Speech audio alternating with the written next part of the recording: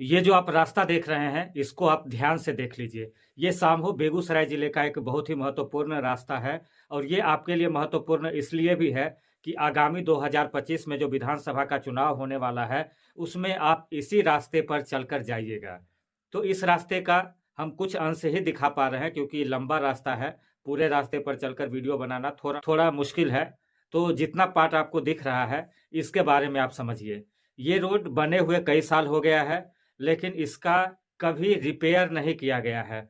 हो सकता है कि कागज़ पर रिपेयर हुआ हो, लेकिन धरातल पर रिपेयर नहीं किया गया है और जो स्थिति सड़क की देख रहे हैं, हालाँकि ये बाढ़ के बाद की स्थिति है, लेकिन लगभग यही स्थिति बरसों से इस सड़क की है। अब इसके लिए ज़िम्मेदार कौन है? अगर बात होने लगेगी तो नेता एक-दूसरे के ऊपर आरोप-प्रत्यारोप लगा सकते हैं। लेकिन एक बात आपको याद दिला दें कि कई सालों से ये रोड टूटा हुआ है, तो वर्तमान सरकार या इससे पिछली सरकार जो थी, इसमें दोनों को दोषी माना जाएगा क्योंकि दोनों के शासनकाल में ये रोड टूटा हुआ ही था। और ये जो स्थिति आप देख रहे हैं, ये रोड के रिपेयर होने के बाद की स्थिति आप देख रहे हैं। तो आप इसी से अनुमान लगा सकते हैं कि इससे पूर्व भी रोड कितना जर्जर स्थिति में होगा और इस रोड पर चलना कितना मुश्किल है। कभी आप बाइक या ई-रिक्शा पर से इस सड़क से गुजरकर आप देखिए। इस सड़क का लोकेशन आपको बता दें तो सामू गैस गोदाम से टोटहा के लिए जो रास्ता जाता है, उसको सरलाही से जोड़ने के लिए ये रास्ता है। ये रास्ता इसलिए महत्वपूर्ण है क्योंकि आधा सामहो जिसमें कि आप टोटहा, कुरहा, ओजनटोला, सोनबरसा, धनहा और सरलाही का आधा भाग इसी सड़क को उपयोग करते हुए थाना, ब्लॉक, हॉस्पिटल तक पहुंच पाता है। हाई स्कूल भी बच्चे इसी सड़क से होकर आते हैं पढ़ने के लिए।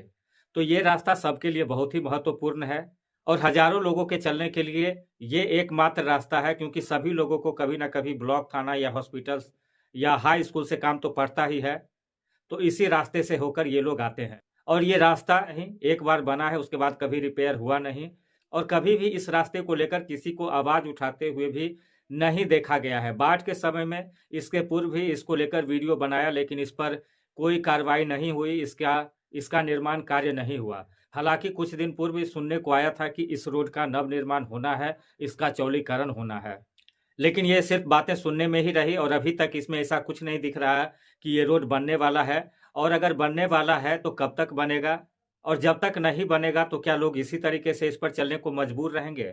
इसका जवाब कौन देगा? ये एक बहुत बड़ा सवाल है। और सामहो की बात करें तो अभी लगभग सड़क की यही हालत है और 1-2 सड़क का निर्माण जो हो भी रहा है, तो किस दर्जे का सड़क का निर्माण हो रहा है, अगर उसका जाँच किया जाए तो उसमें खुलकर ये बात सामने आ जाएगा। लेकिन आपको एक बात और बता दें कि यहाँ सिर्फ रोड का निर्माण एक बार किया जाता है, कभी रिपेयर का काम होते हुए यहाँ नहीं देखा गया है। तो इसके लिए कौन ज़िम्मेदार है? कहीं न कहीं जनता भी ज़िम्मेदार है कि इतना होने के बाद, इतना सहने के बाद और इस पर चलने के बाद भी वो आवाज़ नहीं उठा रहे हैं, तो उनको भी दोषी माना जाएगा। आपका क्या विचार है? कमेंट में ज़रूर लिखेंगे। नमस्कार, मैं रवि भारद्वाज, आप लोग देख रहे थे मोबाइल टीवी।